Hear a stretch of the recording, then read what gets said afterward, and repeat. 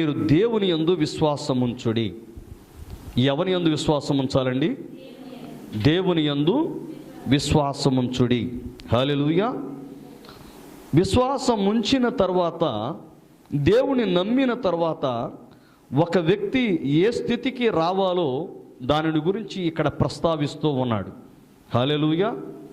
అంటే ఒక వ్యక్తి దేవుని నమ్మితే, ఒక వ్యక్తి దేవుని పైన ఆధారపడితే, ఒక వ్యక్తి దేవుని యందు సంపూర్ణ నమ్మకాన్ని ప్రకటించిన తరువాత అతడు ఏ స్థితికి వస్తాడు అంటే, ఎవడైనా ఈ కొండను చూచి నీవు ఎత్తబడి సముద్రములో పడవేయబడమని చెప్పి తన మనస్సులో సందేహింపక తాను చెప్పినది జరుగునని.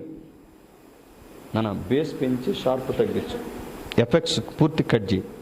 రైట్. తాను చెప్పినది జరుగునని నమ్మిన ఎడల వాడు చెప్పినది జరుగునని మీతో నిశ్చయముగా చెప్పుచున్నాను.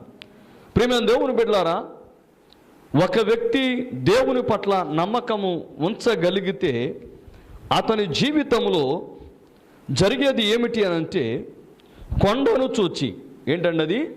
కొండను చూచి నీవు ఎత్తబడి సముద్రములో పడవేయబడును గాక అని చెప్తే జరగాలి. హల్లెలూయా. అంటే ఇది ప్రపంచ మానవాళి ముందున్నటువంటి పెను సవాలు. అంటే ఒక కొండతో మాట్లాడి ఈ కొండ ఇక్కడ ఎత్తబడి సముద్రంలో పడవేయబట్టమంటే మాటలు కాదు. హల్లెలూయా. అయితే ప్రభు అయిన యేసుక్రీస్తు యందు ఒక వ్యక్తి నమ్మకము ఉంచితే అతని జీవితంలో అక్కడ మోసే ఎర్ర సముద్రమును పాయలు చేయగలిగితే నీవు ఇక్కడ ఏం చేయగలగాలి? కొండతో మాట్లాడితే కొండ ఎత్తబడి సముద్రములో పడవేయబడాలి. హల్లెలూయా. అంటే ఆ కొండతో మాట్లాడాలి అనంటే ముందు ఈ వ్యక్తి ఎలా మారాలి? ఏ విధంగా మారాలి అంటే సృష్టికర్తగా మారాలి. హల్లెలూయా. అంతే కదా? సృష్టిని శాసించగలిగేవాడు సృష్టికర్తేగా. ఎందుకంటే ఈ భూమి మీద, సృష్టి మీద సంపూర్ణ ఆధిపత్యము, అధికారము కలిగినటువంటి వ్యక్తి ఎవరైనా ఉన్నారు అంటే అతడు కేవలము ప్రభువైన యేసుక్రీస్తు మాత్రమే. హల్లెలూయా. ఎందుకంటే ఆయన ఈ భూమి మీద సంచారము చేసిన దినములలో ఆయనకు ఈ సృష్టి మీద ఉన్నటువంటి సంపూర్ణ ఆధిపత్యాన్ని ఆయన కనపరిచారా లేదా? ఆయన సముద్ర జలాలపైన నడయాడి చూపించారు. ఆయన చెట్టును శపిస్తే అది ఎండిపోవుట మనం చూస్తూ ఉన్నాం. ఆయన చనిపోయిన లాజరును సమాధిలో నుండి లేపి రీసౌండ్ వస్తుంది, ఎఫెక్ట్స్ తీసి. హల్లెలూయా. అతడు చనిపోయినప్పుడు సమాధిలో ఉంటే ఆ సమాధిలో నుండి అతనును లేపి, నాకు మరణము పైన కూడా అధికారము కలదు అని సగర్వంగా ప్రకటించిన వ్యక్తి మన ప్రభువైన యేసుక్రీస్తు. హల్లెలూయా. నాయన తల్లి యొక్క కన్నీళ్లు తుడవగలిగినటువంటి వాడు మన దేవుడు. నమ్ముతున్నారా? అంటే ఆయన ఈ భూమి మీద సంచారము చేసిన దినములలో ఆయన చేసిన అద్భుత కార్యములు ఈరోజు మానవాళికి ఒక గొప్ప దిక్సూచి. ఎందుకంటే అటువంటి అద్భుత కార్యాలను ఎవ్వరూ చేయలే. అవునా? మరణాన్ని జయింపజేసిన వాడు ప్రభువైన యేసుక్రీస్తేగా. హల్లెలూయా. సముద్ర జలాలపైన నడయాడగలిగిన వాడు మనము ప్రకటిస్తున్న ప్రభువైన యేసుక్రీస్తేగా. హల్లెలూయా. ఆయన తప్ప ఈ భూమి మీద ఎవ్వరూ అటువంటి కార్యాలను చేయలేదని మనవి చేస్తూ ఉన్నా. అయితే ఈ దేవుడు ఆయన తాను మాత్రమే ఈ కార్యాలను చేయుట కాదు కానీ తనను నమ్మినటువంటి ప్రజలు కూడా ఈ కార్యాలను చేయుటకు శక్తిని పొందుకొనగలరు అని చెప్పాడు. హల్లెలూయా. ఎసకి సంతోషభరితమైన శక్తివంతమైన స్తోత్రం చెప్దామా? ప్రియమైన దేవుని బిడ్డలారా, ఆయన మీరు ఇలాగూ చేయగలరు అని చెప్పి ఆయన ఏమంటున్నారంటే, అందుచేత ప్రార్థన చేయునప్పుడు మీరు అడుగుచున్న వాటి నెలను పొంది ఉన్నామని నమ్ముడి. అంటే ప్రార్థన చేసేటప్పుడు మనం ఎలా ప్రార్థన చేయాలి? విశ్వాసంతో ప్రార్థన చేయాలి. హల్లెలూయా. అంటే మనము ప్రార్థన చేసేటప్పుడు, అయ్యో నేను దీన్ని ప్రభు యొద్ద పెట్టుచున్నాను, ప్రభువారు దీన్ని నాకు అనుగ్రహిస్తారో లేదో అన్నటువంటి అవిశ్వాసంతో మనం ప్రార్థన చేయకూడదని మనవి. హల్లెలూయా. కాబట్టి మనం ప్రార్థన చేసేటప్పుడు ఏమని అడగాలి? మీరు అడుగుచున్న వాటి నెలను పొంది ఉన్నామని నమ్ముడి. హల్లెలూయా. అంటే మీరు దేని కొరకైతే ప్రార్థన చేయుచున్నారో వాటినన్నిటినీ ప్రభువారు మనకు అనుగ్రహించారు అని నమ్మితే తర్వాత వచ్చే ప్రార్థన ఏమిటో తెలుసా? ప్రేమ దేవుని బిడ్డలారా, ప్రార్థనలో 4 భాగాలు ఉన్నాయి, మనకు తెలుసుగా. ఉన్నాయా? ప్రార్థన, విజ్ఞాపన, యాచన, కృతజ్ఞతాస్తుతి. హల్లెలూయా. అంటే దేవుడు ఇచ్చాడు అని నమ్మితే తదుపరి మన ప్రార్థన మారుతుంది. ఆ ప్రార్థన ఏమిటంటే, ప్రభువా నీవు నాకు ఆరోగ్యాన్ని ఇచ్చావు, నీకు స్తోత్రాలయ్యా. హల్లెలూయా. నీవు దేని గురించి అయితే ప్రార్థన చేస్తున్నావో ఆ ప్రార్థన చేసిన తర్వాత నీవు ఏది ప్రభువుని అడిగావో అది ఆయన నీకు ఇచ్చాడు అని నమ్మినప్పుడు ఇప్పుడు నీవు చేసేది ప్రార్థన కాదు. హల్లెలూయా. నీవు చేసేది ఏమిటో తెలుసా? కృతజ్ఞతాస్తుతి. హల్లెలూయా. అందుకు ఆయన అంటున్నాడు, ప్రార్థన చేయునప్పుడు మీరు అడుగుచున్న వాటి నెలను పొంది ఉన్నామని నమ్ముడి, అప్పుడు అవి మీకు కలుగునని మీతో చెప్పుచున్నాను. అంటే నీవు ప్రార్థన చేయటం మాత్రమే కాదు, ప్రార్థన చేసిన తరువాత నీవు ప్రభు పాదాల దగ్గర, ప్రభువా నాకు ఇవి అవసరము, నేను ఈ అవసరతలో ఉన్నాను, నాకు ఇవి కావాలి అని ప్రభువును అడిగిన తరువాత నీవు మరలా ప్రార్థన చేయాలి. హల్లెలూయా. అంటే ప్రార్థనతోనే ముగించబడదు అని మనవి. అవునా? ఏమని ప్రార్థన చేస్తున్నాం మనం? ప్రభువా నాకు ఇది కావాలి, రైట్? అంతేగా. మరి ఆ పొందిన తరువాత నీవు అడిగి అంతటితోనే విరమించేది ప్రార్థన కాదు. ప్రార్థనను చేసిన తరువాత ప్రభు పాదాల దగ్గర పెట్టిన తరువాత నువ్వు చేయాల్సింది ఏమిటి? తరువాత ప్రభువా నీవు నాకు ఇవి అనుగ్రహించావు అని ఇప్పుడు నువ్వు మరలా ఏం చేయాలి? కృతజ్ఞతాస్తుతి చెల్లించాలి. హల్లెలూయా. ఇప్పుడు అంటే ఏం చేయాలి? థ్యాంక్స్ చెప్పాలి ప్రభుకి ధన్యవాదాలు చెప్పాలి. అవునా? చెప్దామా? హల్లెలూయా. మన సహజంగా ప్రార్థన అంటే ప్రభువుని అడిగాము, ప్రభు పాదాల దగ్గర పెట్టాం, ఆయన ఇచ్చేస్తారు, అంతటితో ప్రార్థన అయిపోలేదు. ప్రార్థన మరలా ప్రారంభించాలి. అంటే ప్రార్థనలో 2వ దశ ఉందా లేదా? ప్రార్థనలో 2వ దశ ఉన్నదా లేదా? హల్లెలూయా. మీరు నమ్మిన తరువాత ఏం చేయాలి? చెప్పాలా? ప్రభుకి చెప్దామా? హల్లెలూయా. కొంతమంది భక్తులు గంటల తరబడి ప్రార్థన చేస్తారు. వారి ప్రార్థన రహస్యం ఏమిటి అని అంటే, వారి ప్రార్థనలో 4 భాగాలు ఉన్నాయి. ప్రార్థనలో 4 భాగాలు ఉన్నాయి. సహజంగా మనకు ఎక్కువసేపు ప్రార్థన చేయలేం. అంటే మన క్రైస్తవ్యపు ప్రారంభ దశలో ఎక్కువసేపు ప్రార్థించలేం. కారణం ఏమిటంటే మనకు తెలిసిన ముచ్చట ఒకటే. ఆ ముచ్చట ఏంటంటే ప్రార్థన చేయటం. ఏంటండి? ప్రార్థన చేయటం. కానీ 2వ దశ, 3వ దశ, 4వ దశ ఏమిటి అనంటే కేవలం ప్రార్థన కాదు. హల్లెలూయా. అవునా? ప్రార్థనలో ఏమున్నాయి? విజ్ఞాపన ఉందా? విజ్ఞాపన అనగా ఏమిటి? ప్రతి ఒక్కరిని ప్రార్థనలో ఎత్తి పట్టుకొని వారి కొరకు ప్రార్థన చేయటమే. హల్లెలూయా. వారి కొరకు విజ్ఞాపన చేయటమే, వారి కొరకు ఆ బద్దలైనటువంటి సందులో నిలబడటమే, వారి కొరకు ఖాళీలో నిలబడటమే. హల్లెలూయా. యేసుకి స్తోత్రం చెప్దామా? ఆ తదుపరి యాచన, ప్రభువుని యాచించాలి. భిక్షమెత్తాలి, ప్రభువా నాకు ఇది దయచే ప్రభువా అని యాచన సమర్పించాలి.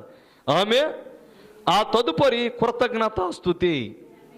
దీనికి సాదృశ్యముగా పాత నిబంధనలో ధూపవేదికని పెట్టాడు. ఆయన పెట్టాడా? ప్రత్యక్ష గుడారం జ్ఞాపకం ఉందా? మోషే చేత నిర్మించబడినటువంటి ప్రత్యక్షపు గుడారం. ఆ ప్రత్యక్ష గుడారములో ఆవరణలో మీకు కనిపించేది ఏంటి? బలిపీఠం, దాన్ని దాటితే ఎత్తడి గంగాళం, ఆ తర్వాత ఆవరణలో ఒక పక్క దీపవృక్షం, మరొక ప్రక్క సన్నిధి రొట్టెల బల్ల. ఈ రెండిటికి మధ్యలో కరుణాపీఠమును సమీపించటానికి ముందు, అతి పరిశుద్ధ స్థలములోనికి ప్రవేశించుటకు ముందు అక్కడ ఏముంటుందంటే ధూపవేదిక. చెప్దాం అందరం, ధూపవేదిక. ఈ ధూపవేదిక పైన యాజకుడు 4 సుగంధ ద్రవ్యాలను మేళవించి అక్కడ ఆయన సాంబ్రాణి వలె వేస్తూ దేవునికి నైవేద్యాన్ని అర్పిస్తూ ఉంటాడు, ధూపాన్ని అర్పిస్తూ ఉంటాడు. హల్లెలూయా. ఈ 4 సుగంధ ద్రవ్యాలు ఏమిటో కాదు, ప్రార్థన, విజ్ఞాపన, యాచన, కృతజ్ఞతాస్తుతి. హల్లెలూయా. అంటే మనకు ఛాయలో ఏమి కనబడుతుందో, నీడలో ఏమి కనబడుతుందో, పాత నిబంధనలో మనము ఏమి నేర్చుకున్నామో, అంటే పాత నిబంధన దేవుడు ఉంచాడుగా. ఎందుకంటే కొరింథీ రాసిన పత్రిక 10వ అధ్యాయం ప్రకారంగా, మొదటి కొరింథీ చదవాల్సిన పని లేదు, నేను టూకీగా చెప్తాను, అవసరమైనప్పుడు చెప్తాను. అక్కడ ఏమని రాయబడి ఉన్నాయి? మనకు బుద్ధి కలుగుటకై ఇవన్నీ కూడా వారికి దృష్టాంతములుగా సంభవించి మనకు బుద్ధి కలుగుటకే వ్రాయబడ్డాయి. హల్లెలూయా. అంటే పాత నిబంధనలో ఈ యాజకుడు 4 సుగంధ ద్రవ్యాలను మేళవించి ఎందుకు ధూపం వేశాడు అని అంటే, ఈరోజు కొత్త నిబంధన జనులుగా మన జీవితంలో, మన ప్రార్థనలో ఉండవలసిన 4 సుగంధ ద్రవ్యాలే. హల్లెలూయా. అవునా? ప్రార్థన, విజ్ఞాపన, యాచన, కృతజ్ఞతాస్తుతి. ఈ 4 ఉంటేనే ప్రార్థన, ఈ 4 ఉంటేనే దేవునికి ఇష్టమైనటువంటి, హల్లెలూయా, ఇంపైన సువాసన కలిగిన హోమమై ఉన్నది. యేసయ్యకి స్తోత్రం చెప్దామా? సంతోషభరితమైన స్తోత్రం చెప్దామా? హల్లెలూయా. సహజంగా మన అమాయకపు భక్తి ఏమిటంటే, మన అమాయక భక్తి ప్రార్థన చేశాం, రైట్, ఇక మన ఉద్యోగ కూటం ముగిసింది. హల్లెలూయా. కానీ మన ఉద్యోగ కూటం అంతటితో ముగించబడలేదు. ఆమె అవునా? ప్రార్థనా కూటం ముగించబడలా. ఎప్పుడు ముగించబడుతుంది? దేవునికి ఎప్పుడైతే 4 సుగంధ ద్రవ్యాల మేళవింపు ఆయన యొక్క ముక్కు పుటాలకు, హల్లెలూయా, నాసిక రంధ్రాలకు సోకి ఆయన ఆహ్లాదించినప్పుడు, ఆగ్రాణించినప్పుడు, అప్పుడు అదేమవుతుంది చెప్పాలి? చెప్పగలరా? ఏమవుద్ది? మాట రావట్లేదు. ప్రార్థన. ప్రార్థన చేసి అలసి సొలసిన భక్తులారా, ఏం చెప్పాలి ఇప్పుడు? మనం ఒక గోపి చెక్కు, ఒక గంధము ఈ తీసుకొచ్చి అక్కడ వేసి అయిపోయింది అంటే కాదని మనవి. హల్లెలూయా. ఏం చేయాలి ఇప్పుడు? ఈ 4టిని మేళవించాలా? హల్లెలూయా. ప్రియమైన దేవుని బిడ్డలారా, మీరు ఆ విధంగా ప్రార్థన చేసినప్పుడు మీరు అడుగుచున్న వాటిని ఎల్లను పొంది ఉన్నామని నమ్ముడి. ఆమె అంటే నీవు ప్రార్థన చేస్తే ఎటువంటి శక్తిని పొందుతావంటే, సృష్టి మీద అధికారమును చెలాయించగలిగే స్థితిలోకి నీవు వస్తావు. హల్లెలూయా. సృష్టికర్తగా మారతావు. ఈ భూమి మీద నీవు సృష్టికర్తగా మారాలి అనంటే, ఈ భూమి మీద నీవు ఒక దైవముగా మార్చబడాలి అంటే, ఈ భూమి మీద నీవు పరిపూర్ణ మానవుని స్వరూపములోకి రావాలి అనంటే నీకు కావలసింది ప్రార్థనని మనవి చేస్తూ ఉన్నా. హల్లెలూయా.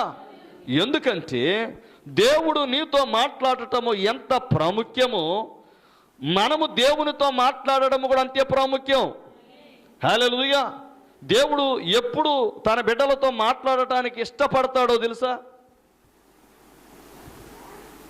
భార్య భర్త నాతో మాట్లాడాలి ఆశపడటంలో తప్పులేదు. హల్లెలూయా.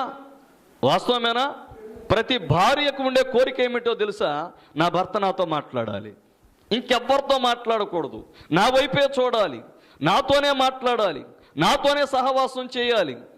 తప్పు లేదు. కానీ భర్త మనసులో ఉండే కోరిక ఏంటో తెలుసా?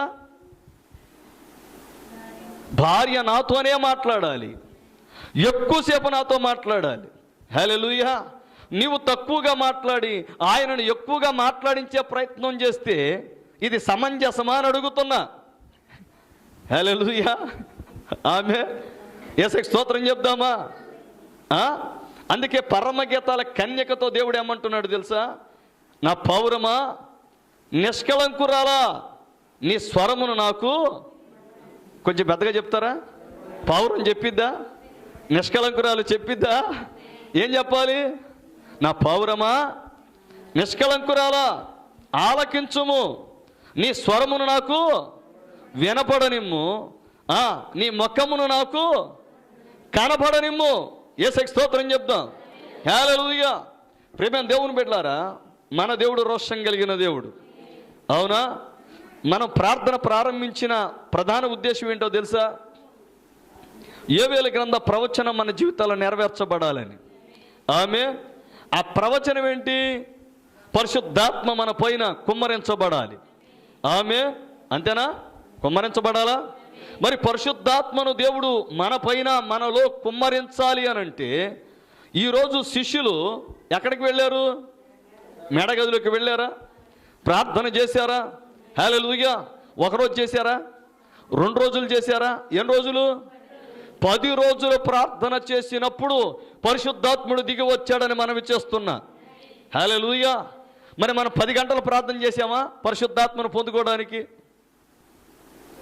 1 గంట ప్రార్థన చేసి దేవుడు దిగి రావట్లేదు, దేవుడు నన్ను నింపడం లేదు, దేవుడు నన్ను కదిలించడం లేదు, నాకు కన్నీటి ప్రార్థన రావటం లేదు, నన్ను దేవుడు విడిచిపెట్టేశాడేమో అంటే ఆది అపోస్తలులకు ఒక న్యాయం, మనకొక న్యాయమా?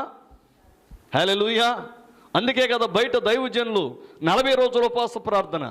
ఎందుకని ఇలాంటి ఉపవాస ప్రార్థనలు పెడుతున్నారు చెప్పాలి. హల్లెలూయా. నన్ను మీరు అపార్థం చేసుకోవద్దు. ఇది ప్రారంభం. ఇదేంటండి? ప్రారంభం. ఆది అపోస్తుల మాదిరే మన మాదిరిని మనవి చేస్తున్నా. అవునా? ఏకీభవించగలిగితే చెయ్యి ఎత్తి చక్కగా ఆమె అని చెప్దాం. ఆమె వాస్తవేనా? ఆది అపోస్తులు మేడగదిలోకి ప్రవేశించి 10 రోజుల పాటు ప్రార్థన చేశాక దేవాతి దేవుడు దిగి వచ్చాడు. హల్లెలూయా. ఈరోజు మన సంఘము కూడా ఏ స్థితికి రావాలి? 10 రోజుల పాటు ప్రభువు సన్నిధిలో ఉపవాసం ఉండగలిగితే ఉపవాసం, భోజనం చేయగలిగితే భోజనం, ఏ విధము చేతనైనను మీరు దేవుని సన్నిధిలో ఉండటమే ప్రాముఖ్యం. హల్లెలూయా. ఎందుకంటే దేవుడు దిగి రావటం, దేవుడు మనల్ని నింపడం, పరిశుద్ధాత్మ చేత నింపడం ఇది మామూలు సంగతి కాదు. హల్లెలూయా. వింటున్నారా? క్రైస్తవ్యం ప్రియమైన దేవుని బిడ్డలారా, ఇది అంత తేలికైంది కాదు. అవునా? ఎందుకంటే ప్రతి దైవజనుడికి ఉండే హృదయ భారం ఏమిటో తెలుసా? విశ్వాసులు అత్యధికంగా ప్రార్థన చేయాలి. ఎందుకంటే మీ ప్రార్థన ఇక్కడ అగ్ని రాజేస్తుంది. హల్లెలూయా. మీ ప్రార్థన దేవుని రంగం మీదకు తీసుకొని వస్తుంది. ఎందుకంటే ఈ కాల ప్రవక్త విలియం బ్రన్హాం గారు ఒక అద్భుతమైన మాట చెప్పారు. ఆ మాట ఏంటంటే, ప్రార్థన ప్రభువుని రంగం మీదకు తీసుకొని వచ్చుట మాత్రమే కాదు, కానీ ప్రార్థించినటువంటి భక్తుడిని ప్రభు సన్నిధిలోనికి తీసుకొని వెళుతుంది. హల్లెలూయా. అంటే నీవు ప్రభు సన్నిధిలోకి వెళ్ళగలగటమే ప్రార్థన. అంతేగా? ఇప్పుడు భార్య భర్తతో మాట్లాడాలంటే ముందు భార్య ఎవరి సమక్షంలో నిలబడాలి? భర్త సమక్షంలో నిలబడాలిగా. హల్లెలూయా. ఎస్తేరు అహష్వేరోషుతో మాట్లాడటానికి ఆమె ఎక్కడికి వెళ్ళింది చెప్పాలి. భక్తులారా ఉపవాసం చేసి నీరసపడిపోయినట్టున్నారు కదా. రైట్, నేనే మాట్లాడతా. 2 way talk, I will do it. Hallelujah. అర్థమైందా? ఇప్పుడు ఆ ఎస్తేరు రాణి అహష్వేరోషు యొక్క అంతర్గృహములో ప్రవేశించి ఆమె మనవి చేస్తూ ఉన్నది. హల్లెలూయా. రాణి అహష్వేరోషు యొక్క సన్నిధిలో నిలవబడినప్పుడు ఆయన ఏమంటున్నాడు? రాణి అయిన ఎస్తేరు నీ మనవి ఏమిటి? రాజ్యములో సగం మట్టుకైనా నీకు అనుగ్రహించబడును. హల్లెలూయా. ఎందుకంటే ఆమె చేసే ప్రార్థన విజ్ఞాపన ప్రార్థన. హల్లెలూయా.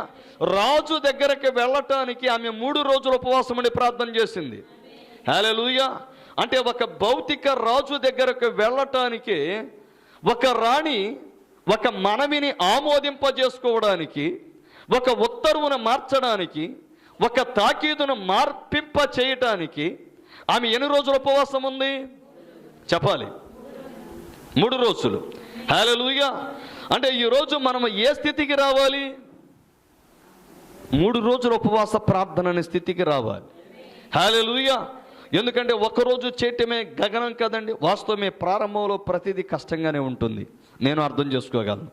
హల్లెలూయా. కానీ రాను రాను మనం ఏ క్రైస్తవ్యంలోకి వెళ్ళాలంటే కరడుగట్టిన క్రైస్తవ్యంలోకి వెళ్ళాలి. హల్లెలూయా.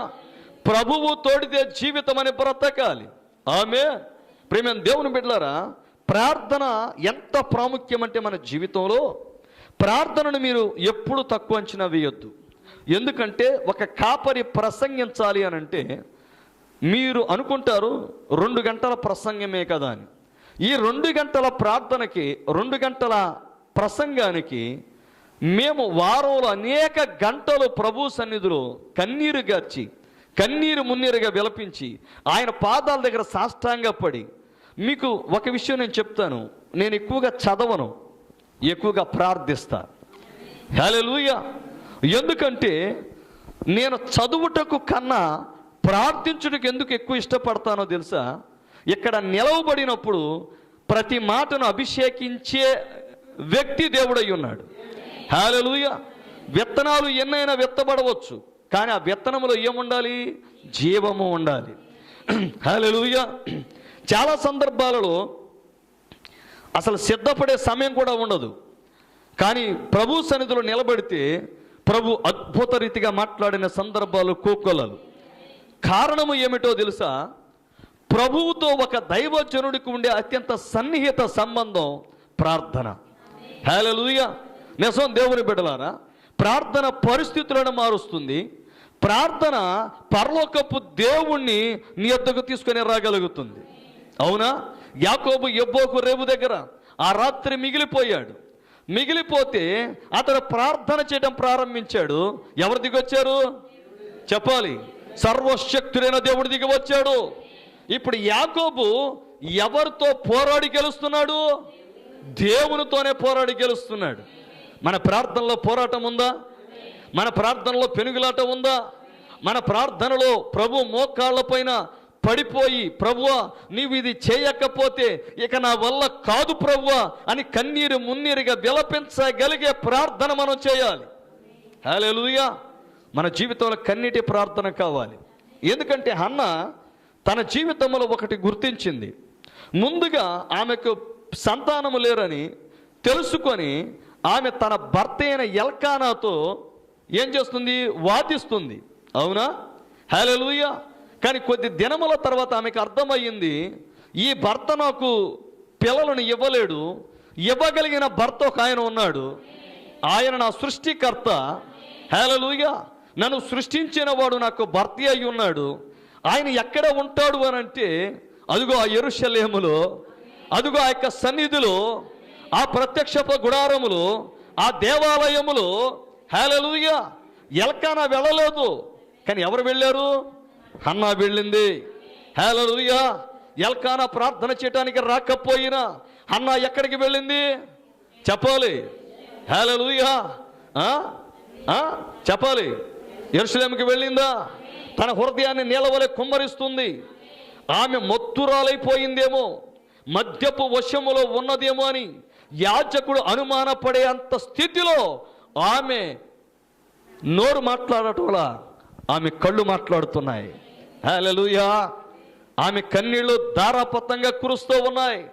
ఆమె కళ్ళలో నుండి అశ్రువులు జారిపడుతూ ఉన్నాయి. హల్లెలూయా. గుండె పగిలిపోయి ఏడుస్తూ ఉంది. సర్వశక్తుడైన దేవుడు ఆమె యొక్క మొర్రను విన్నాడు. హల్లెలూయా. యాజకుడు అవమానపరుస్తున్నాడు. అమ్మా నువ్వెంతసేపు మద్యం వశములో ఉంటావు? అయ్యా నేను మద్యం తాగే వ్యక్తిని కాదు. హల్లెలూయా. యాజకుడు అవమానపరిచిన ఆమె ఎవరిని ఆశ్రయించిందో తెలుసా? ప్రధాన యాజకుని ఆశ్రయించింది. యేసుకి స్తోత్రం చెప్దామా? ప్రియమైన దేవుని బిడ్డలారా, చాలా మంది ఏమనుకుంటారంటే మా భర్తలు మాతో ఏకీభవించటం లేదు కదా. వాస్తవమే. ఏ భార్యకు ఉండదు భర్త నాతో ప్రార్థనలో ఏకీభవించాలి, భర్త నాతో కలిసి ప్రార్థన చేయాలి, భర్త నాతో కలిసి ఎరువురం కలిసి క్రైస్తవులం గనుక దేవునికి మొర్ర పెడితే బాగుండును అని ఒక ఆశ, ఒక తపన ఉండటంలో తప్పులేదు. కానీ హల్లెలూయా, భర్త రాకపోయినా ప్రభు సన్నిధికి వెళ్ళి ప్రార్థన చేసి ప్రభు యొద్ద నుండి పొందుకొని హల్లెలూయా పొందిన బిడ్డను తిరిగి ప్రభు చేతులకి పెట్టి ఆ దేశానికి ప్రవక్తను యాజకుణ్ణి అందించిన ఘనత హన్నా సొంతమైంది. హల్లెలూయా. ఆలస్యం అయ్యే కొలది మన జీవితంలో అద్భుతం జరిగింది. అవునా? హల్లెలూయా. రాహేలు జీవితంలో ఆలస్యం జరిగింది. అయితే ఆమె జీవితంలో ఎవరు జన్మించారు? యోసేపు జన్మించాడు, రాజు జన్మించాడు. హల్లెలూయా. బెనోని బెన్యామీనిగా మార్చేశాడు ఆయన. దొక్క పుత్రుని కుడి చేతి పుత్రుడిగా మార్చేశాడు ఆయన. యేసుకి స్తోత్రం చెప్దామా? సంతోషభరితమైన స్తోత్రం చెప్దామా? ప్రేమ దేవుని బిడ్డలారా, కాబట్టి ప్రార్థన అనేది వ్యక్తిగత వ్యవహారం అని మనం చేస్తున్నా. హల్లెలూయా. అది కుటుంబ వ్యవహారం కావచ్చు, కానీ కుటుంబ వ్యవహారాన్ని నువ్వు నీ దేవుని దగ్గర పెట్టేటప్పుడు అది నీ వ్యక్తిగత వ్యవహారంగా తీసుకొని ప్రభు యొద్ద నుండి సాధించుకో. హల్లెలూయా.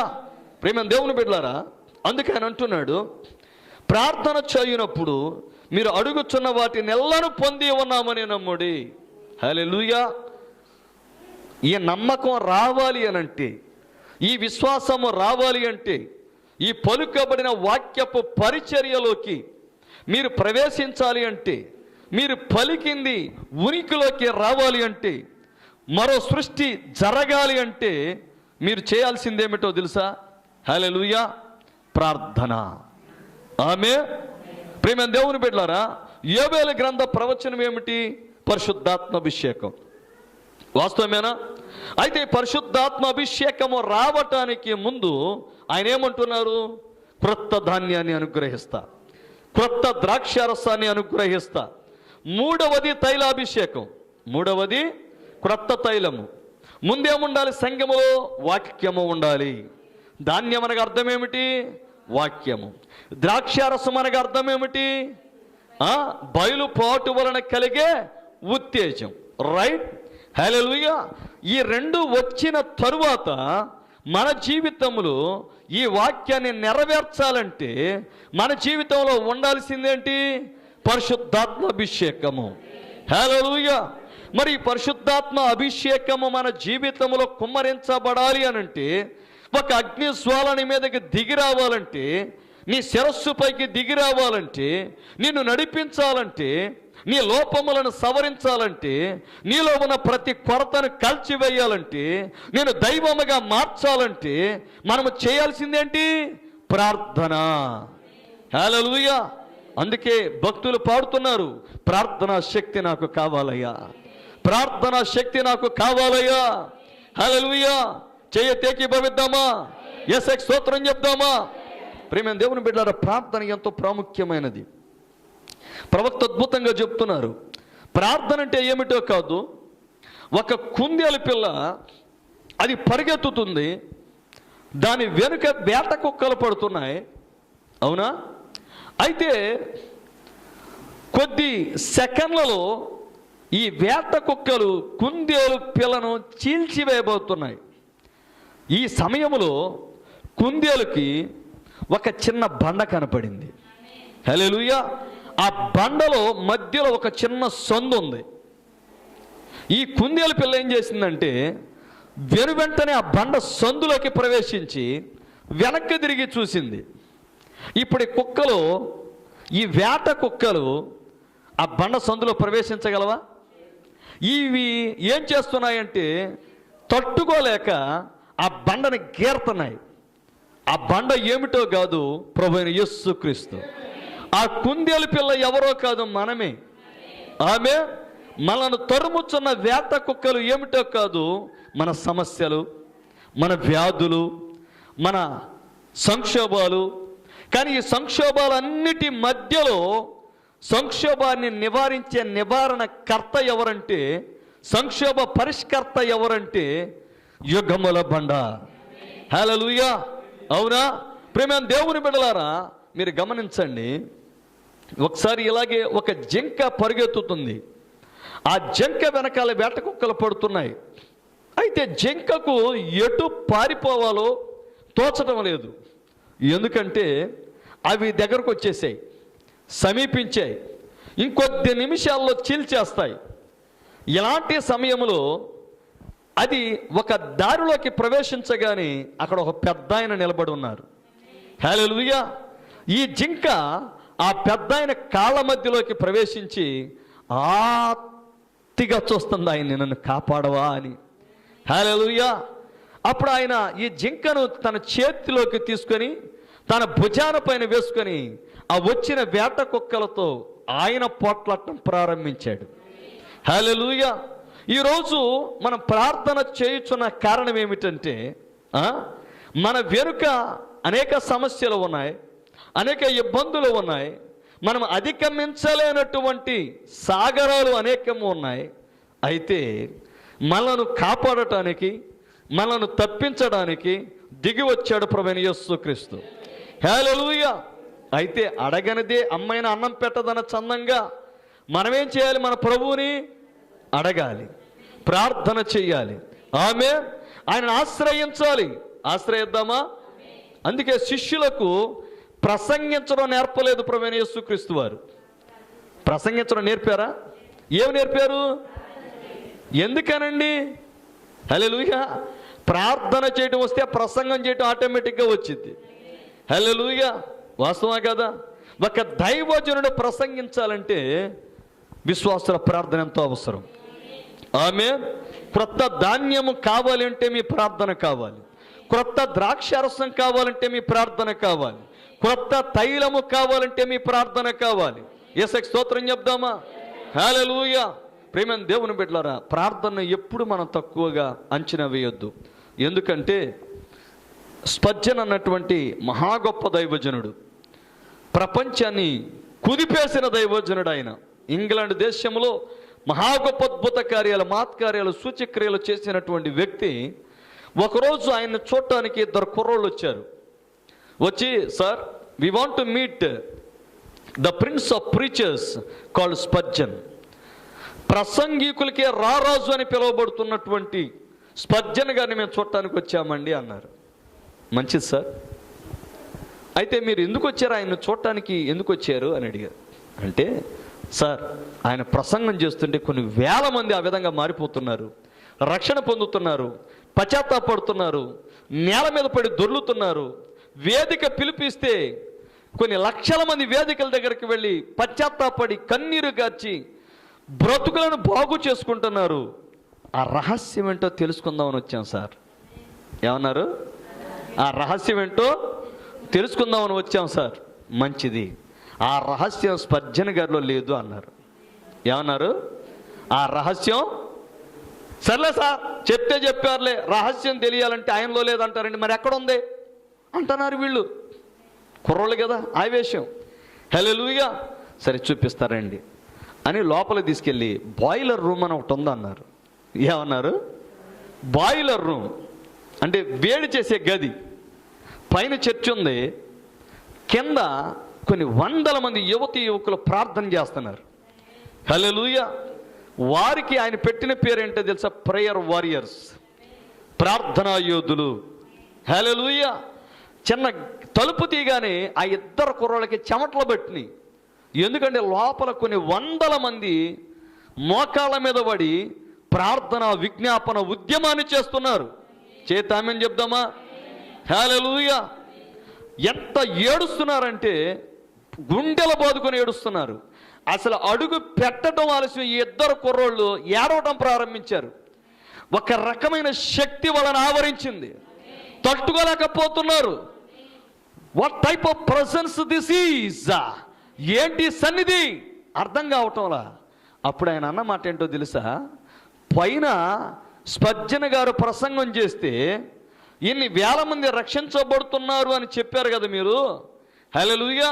అది ఆయన ప్రసంగంలో ఉన్న మహాత్మ్యము కాదు, కానీ ఈ కింద ఎంతమంది ప్రార్థన చేస్తున్నారే. హల్లెలూయా. వీరు విలపిస్తున్నారు, వీరు రోధిస్తున్నారు, వీరు గుండెలు బాదుకుంటున్నారు. మా దేశంలో మహారక్షణ కలగాలి, మా దేశంలో మహాస్వస్థత కలగాలి, యువతి యువకులు రక్షించబడాలి, పాపపు బానిసత్వం పోవాలి, వ్యసనాల బానిసత్వం పోవాలి, ప్రతి ఒక్క వ్యక్తి మార్చబడాలి, ప్రతి కుటుంబము బాగుపడాలి, ప్రతి బ్రతుకు పండగగా మార్చబడాలి, ప్రతి నిమిషం ప్రభు కొరకే వెచ్చించాలి అని మహా గొప్ప ఉద్యమం కలుగుతుంది, పెళ్ళుబుకుతుంది. కారణం తెలుసా? ఇక్కడ ఎంతమంది కడుపు కట్టుకొని, ఆహారం కాదనుకొని, కుటుంబాలను వద్దనుకొని వీరు ప్రార్థన చేస్తున్నారయ్యా. హల్లెలూయా. అప్పుడు వాళ్ళకు అర్థమయ్యింది, ఇటు తిరిగితే కొద్దిపాటి వ్యక్తి అత్యంత అమాయకంగా కనిపిస్తూ వాళ్ళను తీసుకొని వెళ్ళిన వ్యక్తి ఆ ప్రసంగికుడు స్పర్జన్ గారని అప్పుడు అర్థమైంది వాళ్ళకి. హల్లెలూయా. అప్పుడు ఆయన అన్నారు, అయ్యా నాలో ఏమీ లేదు, నా బిడ్డలు ప్రార్థిస్తున్నారు, నా బిడ్డలు ప్రార్థన చేస్తున్నారు, నా బిడ్డల ప్రార్థన పరలోకాన్ని చేరుతుంది, దేవుని సింహాసనాన్ని కదిలిస్తుంది, దేవునికి హల్లెలూయా మానవునికి మధ్యలో నిచ్చెన ఏర్పడుతుంది. ఆమేన్. కాబట్టి ప్రార్థించే సంఘము పరలోకాన్ని భూమి మీదకు తెచ్చే సంఘము. హల్లెలూయా. నా కల ఒకటే దేవుని బిడ్డలారా. దేవుడు నాకు ఇచ్చిన కళ ఏంటో తెలుసా? ఈ నూజివీడులో నేను మైకు పట్టుకుని ప్రసంగం చేస్తుంటే ఆ కల్లో దేవుడు చూపిస్తున్నాడు, మహా గొప్ప అభిషేకము ఆకాశము తెరవబడి ఈ పట్టణ పైన కుమ్మరించబడ్డ. ఆమేన్. అప్పుడు నాకు అర్థమయ్యింది, అయ్యా నేను ప్రార్థించేది ఒకటే. ఇందాక సోదరి ప్రార్థించినట్లుగా షారున్ గారు దైవజన్ని హస్తాలు ప్రార్థనలో పైకెత్తగలిగి అహరోను హూరులు కావాలయ్యా. ఆమె ఎందుకంటే ప్రార్థనలో ఉన్న శక్తి దేనిలో లేదు, ప్రార్థనలో ఉన్న మహాత్మ్యము ఎందులో లేదు. హల్లెలూయా.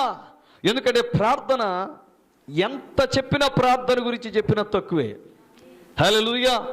అందుకే ప్రవక్త అంటున్నారు, 100 మంది ప్రసంగికులు నాకు వద్దు, 10 మంది ప్రార్థన యోధులు కావాలి. హల్లెలూయా. ఎందుకంటే ప్రియమైన దేవుని బిడ్డలారా, మీకు తెలియదు ప్రార్థనలో ఉన్న శక్తి, అమాయకపు భక్తి. నేను అదే అంటున్నాను, 100 ప్రసంగాలు మార్చలేవేమో, కానీ ఒక్క ప్రార్థన మార్చేస్తుంది. అందుకే జాన్ వెస్లీ అనే మహా గొప్ప భక్తుడు అన్నాడు, నా తల్లి నాకు చేసిన హితబోధలో నేను పరలోక రాజ్యానికి కొట్టుకొచ్చాను అనలేదు. ఆయన ఏమన్నాడు తెలుసా? నా తల్లి కన్నిటి ప్రార్థన ప్రవాహంలో నేను పరలోకానికి కొట్టుకొచ్చా. హల్లెలూయా. అనగా ఈరోజు మీరందరూ పరలోక రాజ్యానికి చేరాలంటే ఏ ప్రార్థన ప్రవాహంలో కొట్టుకుపోవాలో తెలుసా? మీ కన్నిటి ప్రార్థన ప్రవాహంలో. హల్లెలూయా. ఎందుకంటే దైవజనుడు మిమ్మల్ని తన వాక్యము ద్వారా మిమ్మల్ని ఎక్కడికి నడిపిస్తాడో తెలుసా? ప్రభు సన్నిధిలోనికి. హల్లెలూయా. అక్కడ మీరు మాట్లాడటం ప్రారంభించండి, దేవునితో మాట్లాడటం ప్రారంభించండి, ప్రభు సన్నిధిలో కన్నిటి ప్రార్థన చేయడం మొదలు పెట్టండి. రాత్రి సరిపోదు. హల్లెలూయా. రాత్రంతా మోకాళ్ళ పైన పడి ఓ అపరిశుద్ధాత్ముడి నిన్ను కమ్ముకున్న వేళ, ఓ అత్యంత మధురమైన క్షణాలు అవి.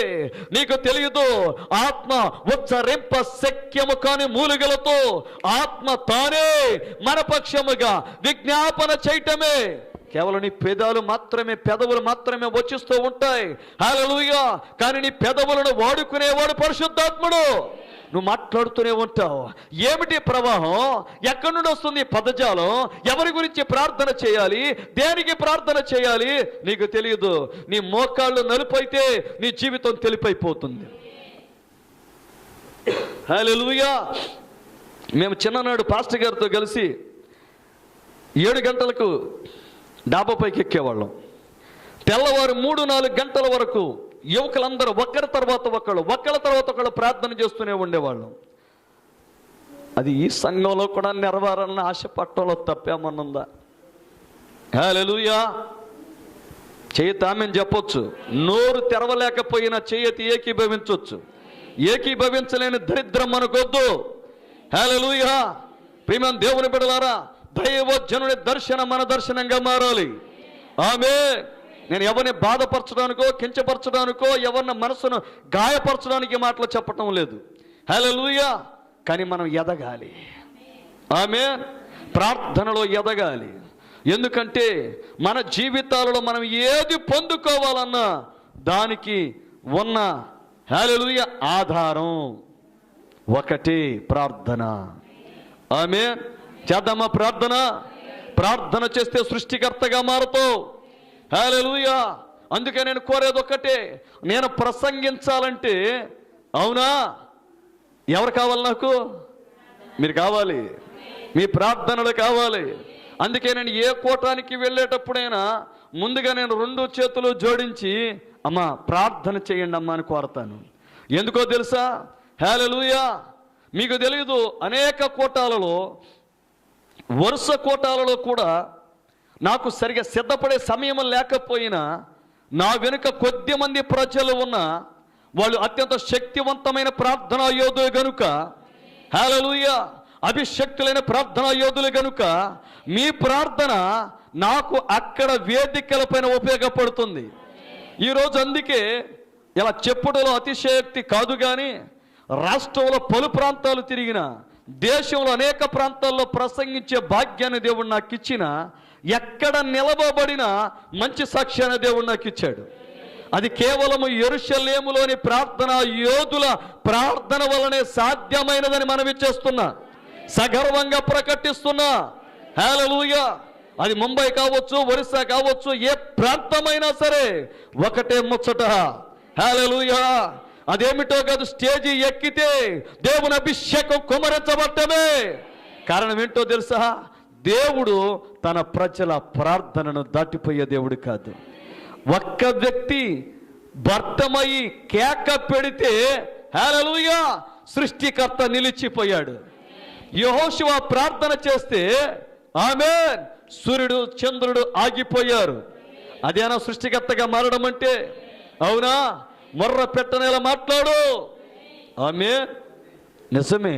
మన ప్రభువుతో మాట్లాడటాన్ని ఆయన కోరుతున్నాడు. మనం సహజంగా ఆయన మనతో మాట్లాడాలి. ఆశపట్టంలో తప్పు లేదు. కానీ ఆయన అంటున్నాడు, నీవు నాతో మాట్లాడితే నేను నీతో మాట్లాడతాను. హల్లెలూయా. మాట్లాడదాం ఆయనతో.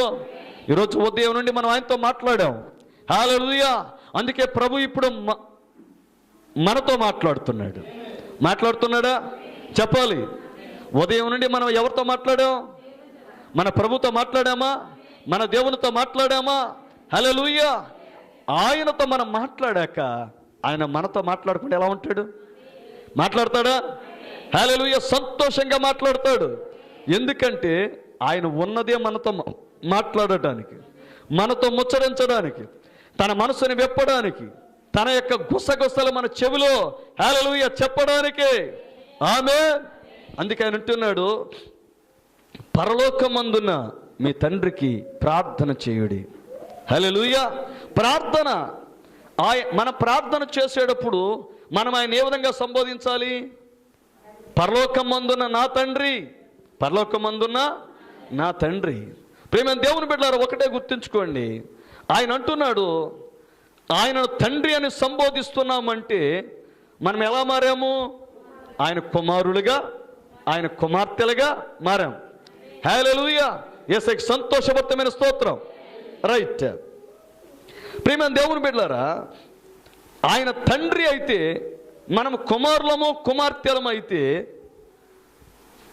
మన పుత్ర స్వీకారంలోనికి వస్తే ఆయన ఏది చెబితే మనం అది చేస్తాం. హల్లెలూయా. అంతేనా? ఆయన ఏం చెప్తున్నారు చూద్దామా? మీకు ఒకని మీద విరోధం ఏమైనను కలిగి ఉన్న ఎడల మీరు నిలువబడి ప్రార్థన చేయునప్పుడెల్లను. హల్లెలూయా. మీరు నిలువబడి, ఏమండి, మీరు నిలువబడి చెప్తారా? నిలువబడి ప్రార్థన చేయునప్పుడెల్లను. అంటే మీరు ఎప్పుడెప్పుడు ప్రార్థన చేస్తూ ఉంటారో అప్పుడు మీరు ప్రార్థన చేసే ముందు మీకు ఎవరితో విరోధం ఉన్నదో, ఏ అత్తతో విరోధ భావం ఉన్నదో, ఏ కోడలితో విరోధ భావం ఉన్నదో, హల్లెలూయా, ఏ స్నేహితునితో విరోధ భావం ఉన్నదో, ఏ బంధువుతో విరోధ భావం ఉన్నదో ముందు క్షమించి తర్వాత చెప్దామా? ముందు క్షమించాలి, తర్వాత ప్రార్థన చేయాలి. హల్లెలూయా. అంటే నీవు క్షమించకుండా ప్రార్థన చేస్తే ఈ ప్రార్థన నీకు పుణ్యం అవదో, పాపం అవుతుంది. ఏమవుద్ది? హల్లెలూయా. ప్రార్థన కూడా పాపం అవుద్దా? ఉందా బైబిల్లో? వాని ప్రార్థన పాపమగునుగాక. హల్లెలూయా. అవునా కదా? కాబట్టి మనం నిలవబడి ప్రార్థన చేసేటప్పుడు ఏం చేయాలి? ముందు ఒకసారి మన జీవితాలను పరీక్షించుకోవాలి. మనకు ఎవరి మీదైనా విరోధ భావము ఉన్నదేమో అని పరీక్షించుకొని వారిని క్షమించి అప్పుడు ప్రార్థన చేయాలి. రైట్. అప్పుడు దేవుడు ఏమంటున్నాడు? చదివి పెట్టండి. పరలోకమందున్న మీ తండ్రియు మీ పాపములు క్షమించును. హల్లెలూయా. ఇప్పుడు మన పాపాలు క్షమించబడాలి అని మనం ప్రార్థన చేస్తాం. ప్రతి ఒక్క వ్యక్తి మొట్టమొదటిగా ప్రార్థన చేసేటప్పుడు ముందేమడుగుతాడు? ప్రభువారిని. ఆయన సన్నిధిలోకి వెళ్ళాలంటే ఆయన పరిశుద్ధుడు గనుక హల్లెలూయా మన పాపాలు ఆయన క్షమించాలి అని పశ్చాత్తాపడి కన్నీరు గార్చి మన పాపాలను ఆయన దగ్గర బుద్ధిగా ఒప్పేసుకొని ఆయన రక్తంలో కడుక్కొని మనం పరిశుద్ధులుగా మార్చబడి ఆయన దగ్గరకు వెళితే మనం కోరింది ఏదైనా ఆయన దగ్గర నుండి దక్కిద్దని ఆశపడతాం. హల్లెలూయా. మరి ఆయన సన్నిధిలోకి వెళ్ళి పరిశుద్ధులుగా వెళ్ళాలి అని అంటే, మన పాపములు క్షమించబడాలి అంటే ముందు మనం ఎవరి పాపాలు క్షమించాలి? చెప్దామా? మనకి ఎవరి మీద విరోధ భావం ఉన్నదో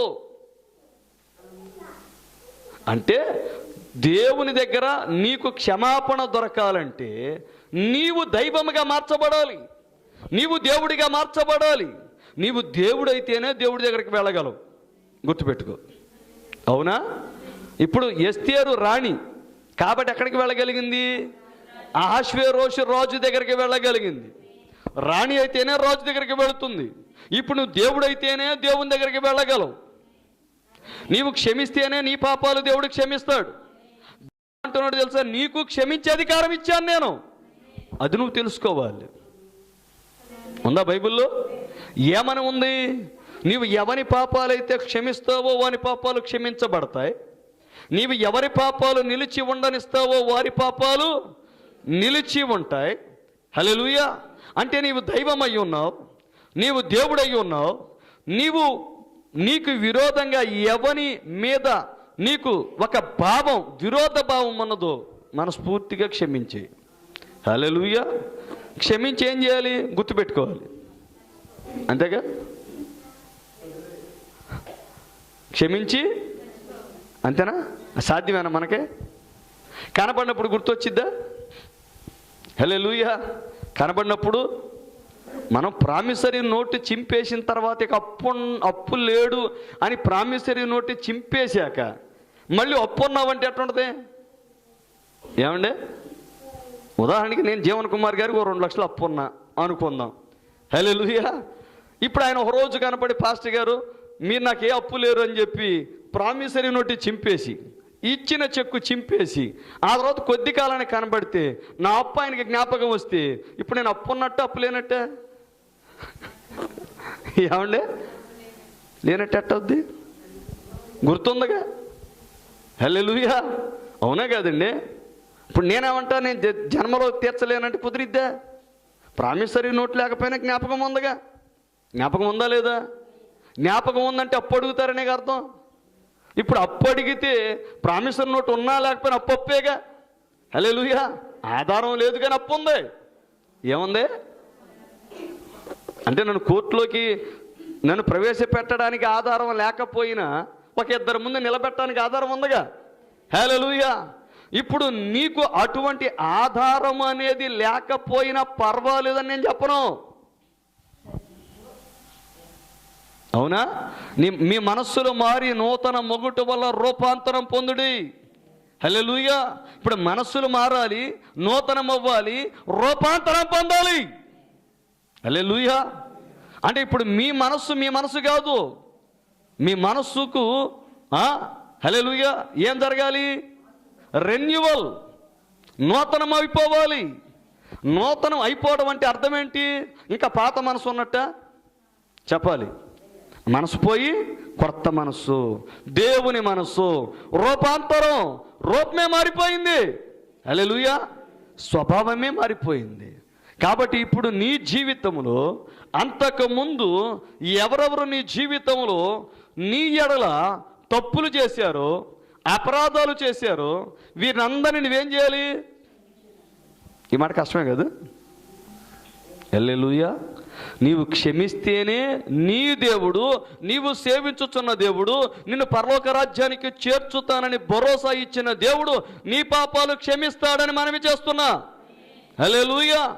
ప్రభువా, ఈ క్లాజు తప్ప, ఈ కండిషన్ తప్ప ఇంకే కండిషన్ అయినా పెట్టు ప్రభువా. మన మనసులో ఎలా ఉంటుంది తెలుసా? వాడిని మాత్రం విడిచిపెట్టను, ఆమెను మాత్రం విడిచిపెట్ట. సత్యం, నేను నరకానికి పోయినా పర్లేదు కానీ హల్లెలూయా ఆమెను మాత్రం క్షమించలేను, వాడిని మాత్రం క్షమించలేను. మరి దేవుడు ఏమంటున్నాడు? అసలు పాపిగా ఉన్నప్పుడే నేను నిన్ను ప్రేమించాను. హల్లెలూయా. నువ్వు వెతకకుండా నిన్ను వెతికాను. వెతికినోడిని ప్రేమించునోడిని ప్రేమించడమే కష్టం ఈ రోజుల్లో. అవునా? వాస్తవం కాదా? ఇప్పుడు అబ్బాయి అమ్మాయి వెనకాలబడి ఐ లవ్ యూ అంటే అమ్మాయి అంత తొందరగా ప్రేమించిద్దేంటి?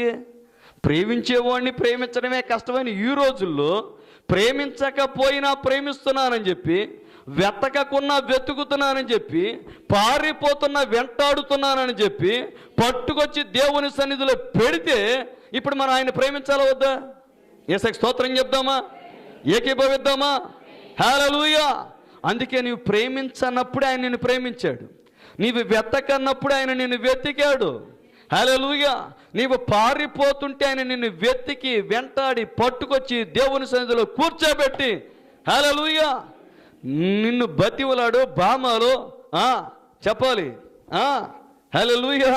సామధాన భేద దండోపాయాలు ఉపయోగించి నీకు ఎట్లాగైనా వాక్యాన్ని వినిపింపజేసి నిన్ను మార్చి దైవముగా చేసి నేను పరలోక రాజ్యానికి తీసుకుని వెళ్ళటానికి ఆరాట పడుచున్న దేవుడు మనకున్నాడని మనవి చేస్తున్నాను. హల్లెలూయా. ప్రియమైన దేవుని బిడ్డలారా, అందుకంటున్నాడు, అప్పుడు పరలోకమందున్న మీ తండ్రియు మీ పాపములు క్షమించును. ఇప్పుడు మన పాపాలు ఆయన క్షమించాక మధ్య మధ్యలో ఆయన జ్ఞాపకం చేసుకొని ఈ పాపాలకు శిక్ష వేస్తున్నాడు అనుకోండి, ఎట్లుంటుంది? ఇప్పుడు మీకు అర్థమయ్యే భాషలో చెప్తా. ఒక అతను రోడ్డు మీద ఎవరినో కొడతా పోలీసు వాళ్ళకి దిక్కి కోర్టులో ప్రవేశపెట్టి, న్యాయస్థానంలో ప్రవేశపెడితే ఆ జడ్జి గారు శిక్ష వేశారు. అనుకుందాం 3 నెలలు జైలు అన్నారు అనుకున్నారు. ఈడు 3 నెలలు జైలు చేసేసి బయటకు వచ్చి ఇంకో సంవత్సరం తర్వాత మళ్ళీ పోలీసులు వచ్చి అరెస్ట్ చేశారు అనుకోండి.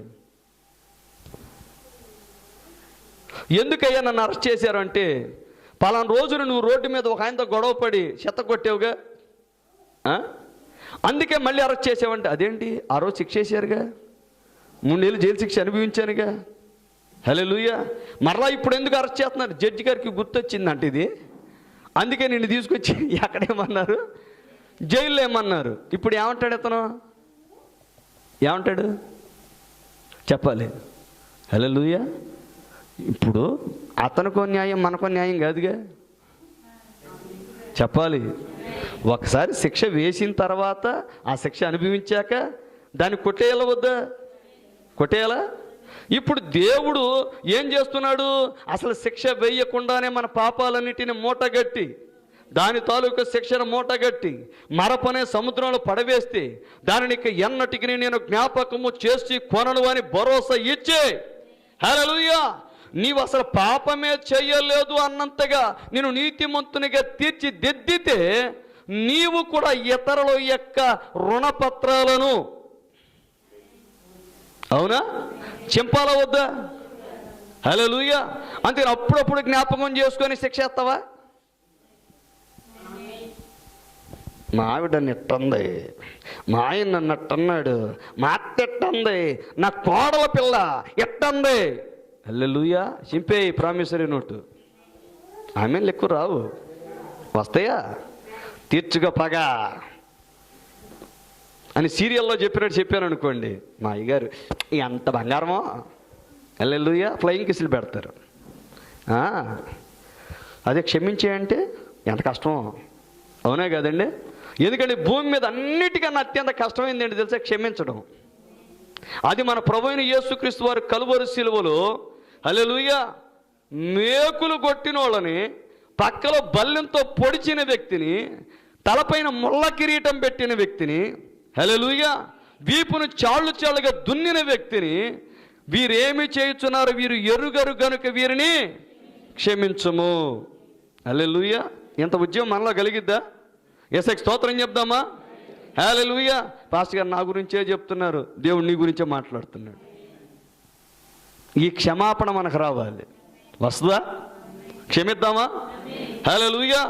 నీ చుట్టుపక్కల వాళ్ళని క్షమించి, మరి ముఖ్యంగా నీ గతాన్ని క్షమించి, నీ గతాన్ని క్షమించే.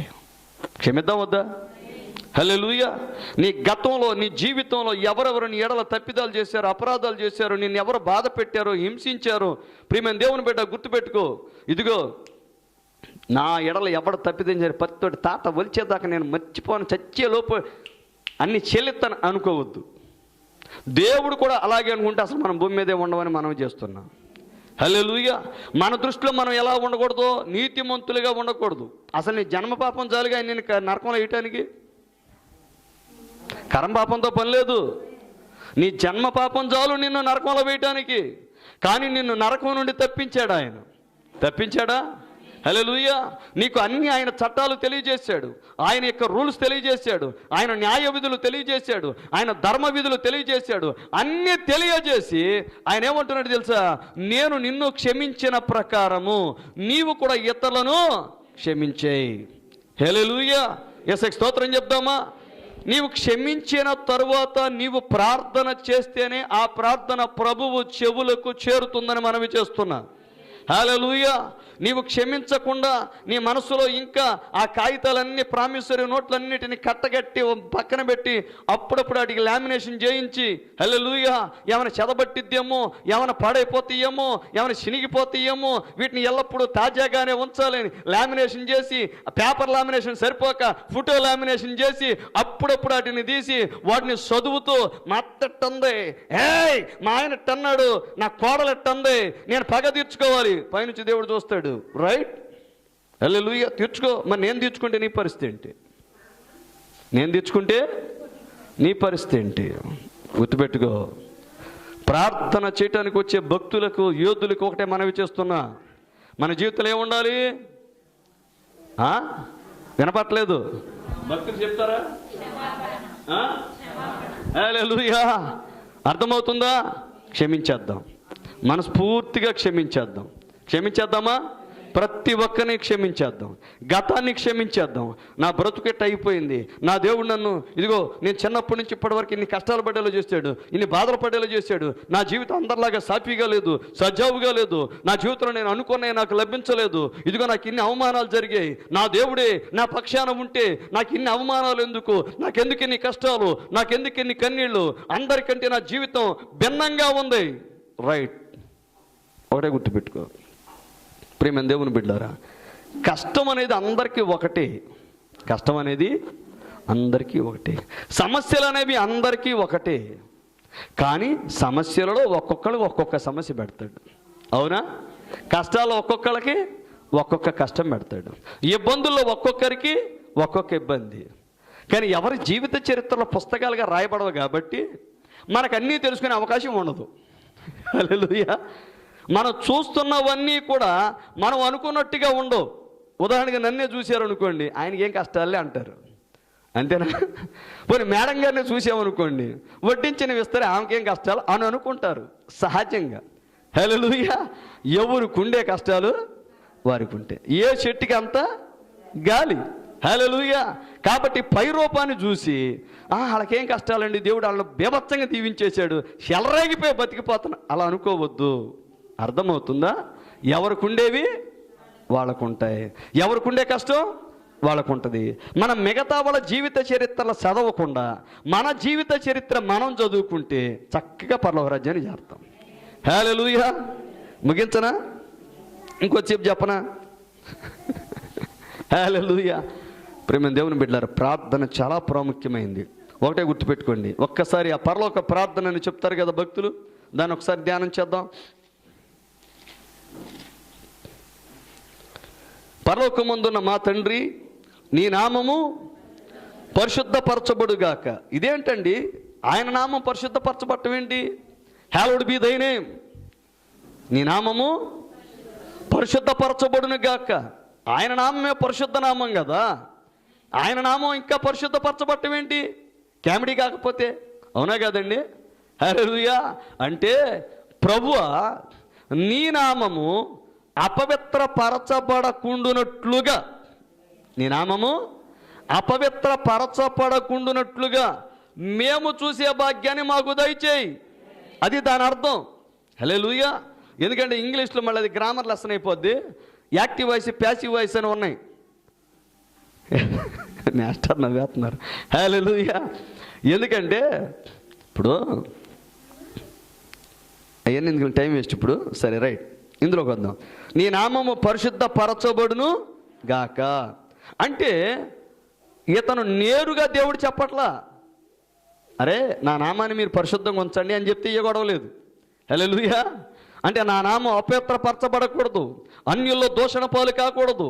హల్లెలూయా. ఆయన నామం పరిశుద్ధంగా ఎప్పుడు ఉంటుంది? ఆయన నామం పెట్టబడిన ప్రజలు పరిశుద్ధంగా ఉన్న రోజు ఆయన నామం కూడా ఎలా ఉంటుంది? అంతేగా. ఇంట్లో పిల్లోడు ఎవడైనా తొండ్ర పని చేస్తుంటే అరే ఇంటి పేరు చెడగొట్టకరా అంటారు, అంతేనా? ఏమంటారు? అరే ఇంటి పేరు, వీడి ఇంటి చుట్టూ తిరిగి మన ఇంటికి ఏ పేరు ఉందంటే అట్టగా. అర్థమైందా? ఆడు పరమానంద శిష్యుడు వచ్చి ఇంటికి సున్నం వేయాలంటే వచ్చినోడికి సున్నం వేసారు రాకం. హల్లెలూయా. అర్థమవుతుందా? కాబట్టి ఆయన నామం పరిశుద్ధపరచబడును గాక అంటే దాని అర్థం ఏంటి? అయ్యా నీ నామం చెడగొట్టకుండా, నీ పేరు చెడగొట్టకుండా, నీకు ఏ విధమైన అప్రతిష్ట అపఖ్యాతి తీసుకురాకుండా, హల్లెలూయా, నీ నామం మాకు పెట్టబడింది.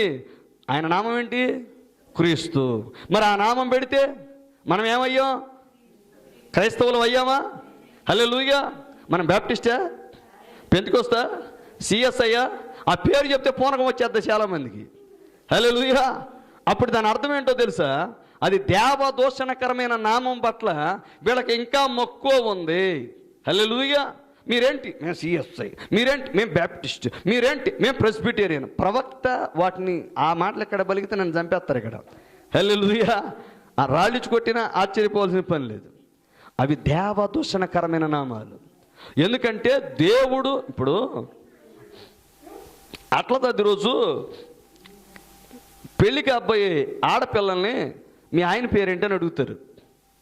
మీ ఆయన పేరేంటని వాళ్ళు ఎంతో సిగ్గుపడి చెప్తూ ఉంటారు. అప్పటికే ప్రధానం అయ్యి ఉంటుంది. వాళ్ళ ఆయన పేరు చెప్పడానికి కొంచెం సిగ్గుపడి పాపం చెప్తూనే ఉంటారు.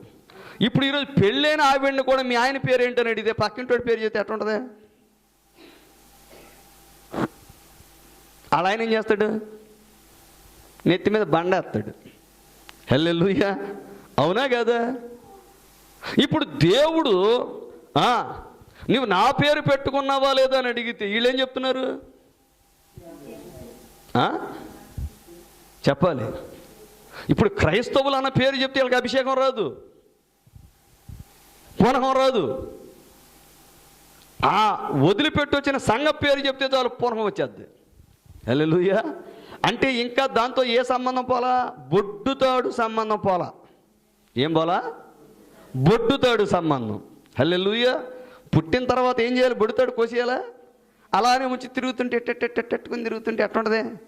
బొడ్డుతాడు వేసుకొని. హల్లెలూయా. యేసుకి స్తోత్రం చెప్దామా? మన సంఘ శాఖలోకి వచ్చి బయటకు వచ్చాక, హిందుత్వంలో నుండి బయటకు వచ్చాక, వ్యవస్థలో నుండి బయటకు వచ్చాక, క్రీస్తుతో మనకి వివాహం జరిగిన తర్వాత మనకి ఎవరి పేరు అభిషేకాన్ని తీసుకొని రావాలి? హల్లెలూయా. అప్పుడు నీకు నీ తండ్రి పేరు, నీకు నీ భర్త పేరంటే ఎంత ఇష్టమైతే అప్పుడు ఆ పేరును చెడగొట్టకుండా అంత బాగా జీవిస్తావు. అది నా భావన. అర్థమైందా ఇప్పుడు? హల్లెలూయా. ఇప్పుడు అందుకే అంతియొక్కయులో శిష్యులు మొట్టమొదటి ఏమని పిలువబడ్డారు? క్రైస్తవులు. హల్లెలూయా. నీవు ఎవరు అనగానే నీ నోట్లోని మొట్టమొదటిగా రావాల్సిన పదం ఏంటి? మేము క్రైస్తవులము. హల్లెలూయా.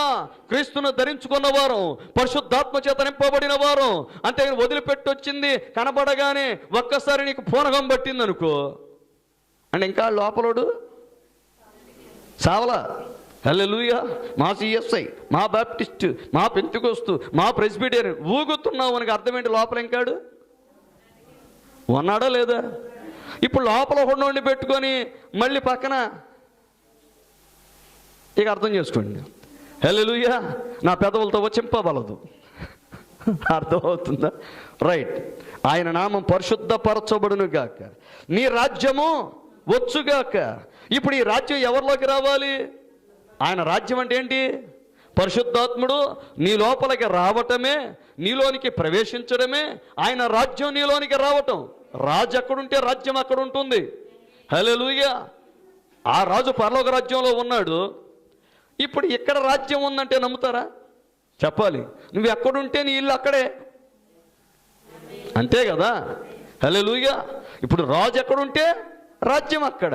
ఇప్పుడు ప్రభు అయిన యేసుక్రీస్తు నీ హృదయంలో ఉంటే రాజ్యం పరలోకంలో ఉందా, నీలో ఉందా? చెప్పాలి. ఇప్పుడు పరలోకంలో ఉన్న రాజు ఇప్పుడు ఎక్కడికి రావాలని ఆశపడుతున్నాడు? చెప్పాలి. నీ హృదయం అనే సామ్రాజ్యంలోకి రావాలని, నీ హృదయ సింహాసనం పైన అధిష్ఠించాలని, ఆయన నిన్ను పరిపాలన చేయాలని, నిన్ను ఏలుబడి చేయాలని, నిన్ను నడిపించాలని, నీకు ఒక నాయకత్వాన్ని ఇవ్వాలని ఆయన ఆశపడుతున్నాడా లేదా? ఇప్పుడు నువ్వేమని ప్రార్థన చేయాలి? నీ రాజ్యము వచ్చునుగాక. ఎవరిలోకి? నాలోనికి వచ్చునుగాక. హల్లెలూయా. అదేనా? ఇప్పుడు ఆయన రాజ్యం అంటే ఏంటి? భోజనమును పానమును కాదు గాని నీతియు సమాధానమును పరిశుద్ధాత్మ యందలి ఆనందములై ఉన్నది. హల్లెలూయా. ఇప్పుడు పరిశుద్ధాత్ముడు నీ లోపలికి వస్తే నీవు పరిశుద్ధాత్మ యందు ఆనందిస్తావా లేదా? సంతోషిస్తావా లేదా? అప్పుడు నీ ఆరాధన ఆత్మతోనూ సత్యముతో ఉంటుంది. అప్పుడు నీ ప్రార్థన ఆత్మలో ప్రార్థన. అప్పుడు నీ పారవస్యము ఆత్మలో పారవస్యము. హల్లెలూయా. నువ్వు ఆత్మవశుడవుతావా? ఆత్మలో పరవశుడవుతావా? ఆత్మలో నాట్యమాడుతావా? ఆత్మలో సంతోషిస్తావా? నిత్యము పరిశుద్ధాత్మలోనే నీవు జీవిస్తావు. అప్పుడు నువ్వు ఏ పని చేయాలో, ఎలా చేయాలో, ఎలా జీవించాలో ఎవరు నడిపిస్తారు నిన్ను? నీ లోపల ఉన్న పరిశుద్ధాత్ముడు.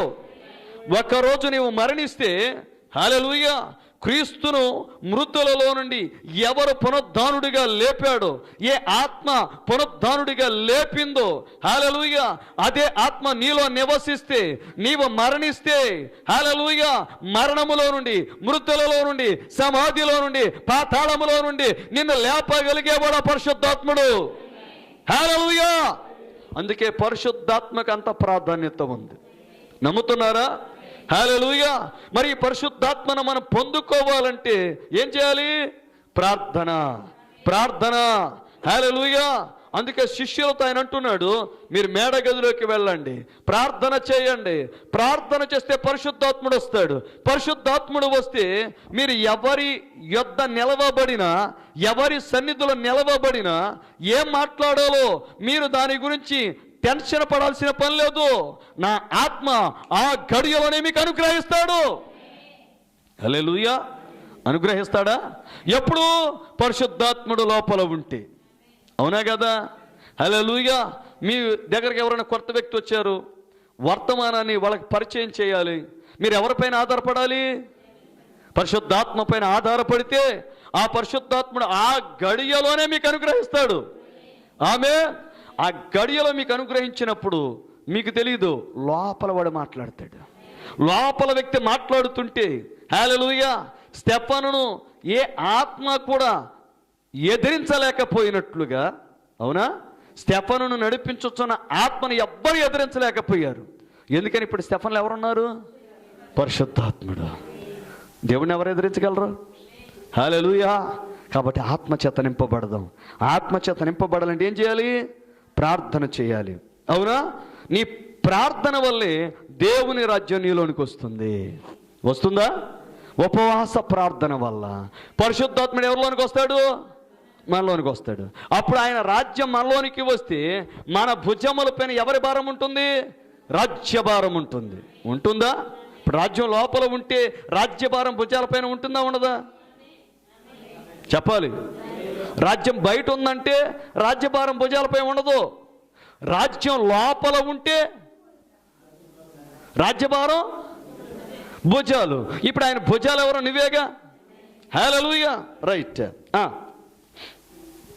నీ చిత్తము పరలోకమందు నెరవేరుచున్నట్లు భూమి యందును నెరవేరునుగాక. మీరు ఒక్కటే గమనించండి ప్రియమైన దేవుని బిడ్డలారా, పరలోకమందున్న మా తండ్రి అని ప్రార్థన చేసేటప్పుడు దాని అర్థం ఏంటి తెలుసా? ప్రభువా మమ్మలను కుమారులుగా చెయ్యము అని అర్థం. ప్యాసివ్ వాయిస్లో ఆయన చెప్పాడు, యాక్టివ్ వాయిస్లో మనం ప్రార్థన చేయాలి. అర్థమవుతుందా? అంటే చిన్నప్పుడు ఇంగ్లీష్ నేర్పేటప్పుడు అదొక్కటి చెప్పి నేను దాటిపోతా, తప్పదు. అర్థమవుతుందా? రాముడు రావణుని చంపాను అని చెప్తారు. ఏమంటారు? రాముడు రావణుని చంపాను. రావణుడు రాముని చేత చంపబడిను. అర్థమవుతుందా? రామాకిల్లి Ravana, Ravana was killed by Rama, ఏదైనా ఒకటే. కానీ రాముడి గురించి చెడుగా చెప్పకుండా ఉండాలంటే రాముడు చేత చంపబడ్డాడు అంటే ఎవడి కర్మ ఇది? ఇది ఈడి కర్మ. అవునా? అదే రాముడు రావణుని చంపాడంటే అమ్మో రాముడు చంపేశాడు అని వస్తుందా లేదా? అర్థమవుతుందా? కాబట్టి పెద్ద పెద్ద మహానుభావులందరూ ఏ భాషలో మాట్లాడతారు తెలుసా? ఎదురోడికి నొప్పి కలగకుండా. ఎందుకంటే ఆపరేషన్ చేయాలంటే ముందు ఏమి ఇవ్వాలి? మత్తు మందు ఇవ్వాలి. హల్లెలూయా. మీరు దైవములో మత్తు మందు, ఆ తర్వాత నువ్వు దైవంగా మార్చబడు. ఇది ఆపరేషన్. అర్థమవుతుందా? మీరు దైవాలు, సూపర్ మేము దైవాలం అనుకుంటాడు సగటు విశ్వాసి. అప్పుడు పాస్టర్ గారు ఏం చేశాడు? మత్తు మంది ఇచ్చాడు. మత్తు మంది ఎక్కనే వచ్చాయి ఉపవాస ప్రార్థనకే, దైవంగా మార్చబడు, వచ్చేస్తాను. హల్లెలూయా. అదే మత్తు మంది ఒకట, నువ్వు ఉపవాస ప్రార్థనకి రా. ఎందుకు రావాలి? నువ్వు చెప్తే మేము రావాలా? అర్థమవుతుందా? కాబట్టి డాక్టర్ గారు ముందేం చేయాలి? చేసేది ఆపరేషనే. కానీ మొత్తం మంది ఇవ్వకుండా ఆపరేషన్ చేస్తే ఏ పేషెంట్ కానీ కోపం వచ్చిద్దా లేదా? డాక్టర్ గారిని ముందు ఆ కత్తి తీసుకొని ముందు ఈడిని పొడిచేస్తాడు. హల్లెలూయా. అర్థమవుతుందా? కాబట్టి ఏ డాక్టర్ అయినా ఏం చేయాలి? ముందు మత్తు మంది ఇచ్చి మనోడు మత్తులోకి వెళ్ళి అప్పుడు కోసి, అప్పుడు ఎక్కడ కోసి ఏది పక్కన పెట్టినా తెలియదు. ఎందుకంటే తిమ్మిరిగా ఉంటుంది కదా. యేసుకి స్తోత్రం చెప్దామా? హల్లెలూయా. అందుకే మన దేవుడు ఇక్కడ మొత్తం మంది ఇచ్చి ఆపరేషన్ చేసే దేవుడు ఆయన ఏమంటున్నాడు? మీరు కుమారులుగా ఉండండి అని అంటున్నాడా? ఏమవ్వాలి? మీరు పరలోకమందున్న తండ్రికి కుమారులుగా ఉండండి అని అనట్లేదు ఆయన. ఏమంటున్నాడు? ఇలా పిలవండి అయ్యా పరలోకమందున్న మా తండ్రి. ఇప్పుడు తండ్రి అని, దేవుని తండ్రిని ఎవరు పిలవగలరు? కుమారుడేగా. హల్లెలూయా. అంటే ఇప్పుడు ఆయన పరోక్షంగా చెప్పే మాట ఏంటో తెలుసా? మీరు కుమారులు అవ్వండ్రా అని అర్థం. ఏంటది? మీరు కుమారులు అవ్వండ్రా అని ఆయన చెప్పేది. అంతేనా కదా? ఆ తర్వాత నీ నామం పరిశుద్ధపరచబడును గాక అనగానే సగటు విశ్వాసం ఏమనుకుంటాడు? దేవుని నామం అపవిత్రమైందేమో, ఆయన నామం పరిశుద్ధపరచబడాలని నేను ప్రార్థన చేయాలి. కానీ దేవుడు అంటాడు, వరే నా నామ పరిశుద్ధం ఎప్పుడు పరిశుద్ధంగానే ఉంటుంది, నువ్వు అపవిత్రపరచుకుని ఉంటే చాలు. ఏమంటాడు? హల్లెలూయా. కొంచెం నిద్రావస్థలో జరుగుకుంటున్నారుగా, అలసటగా ఉంది కదా, అందుకే కొంచెం జోక్గా చెప్తున్నా. ఇప్పుడు దేవుడు పైనుంచి ఏమంటాడు? హల్లెలూయా. అరే నువ్వు నా నామం, నా పేరు చెడగొట్టుకుంటుంటే చాలు, నా పేరు ఎప్పటికీ చిరస్థాయిగా ఇదే స్థాయిలో ఉంటుంది. అర్థమవుతుందా? కాబట్టి నువ్వు చెడగొట్టకుండా చూసుకోరా అని చెప్తాడు దేవుడు. హల్లెలూయా. రైట్. తర్వాత నీ రాజ్యము వచ్చునుగాక అంటే నా రాజ్యం నీలోకి వచ్చేట ప్రార్థన చేయి. నా రాజ్యం నీలోకి వచ్చేట ప్రార్థన చేయి. తర్వాత నీ చిత్తం పరలోకమందు నెరవేరుచున్నట్లు ఏ భూమి ఈ భూమి మొత్తం గురించి ఆయనకి ఎందుకు టెన్షను? ఈ భూమి గురించి టెన్షన్ ఆయనకి. హల్లెలూయా. ఆయన చిత్తం పరలోకమందు నెరవేరుచున్నట్లు ఈ భూమి యందును నెరవేరునుగాక. ఇప్పుడు పలుకుతున్నాడు అంటే అతనికి ఏం రావాలి? ముందు ఆయన చిత్తం ఏంటో తెలియాలి. ఆయన చిత్తం పరలోకమందు ఎలా నెరవేరుతుందో తెలియాలి. హల్లెలూయా. అక్కడ నెరవేరుచున్నట్లు ఈ భూమి యందును నెరవేరితే ఇప్పుడు ఈ భూమి పరలోక రాజ్యం అయిపోద్ది. హల్లెలూయా.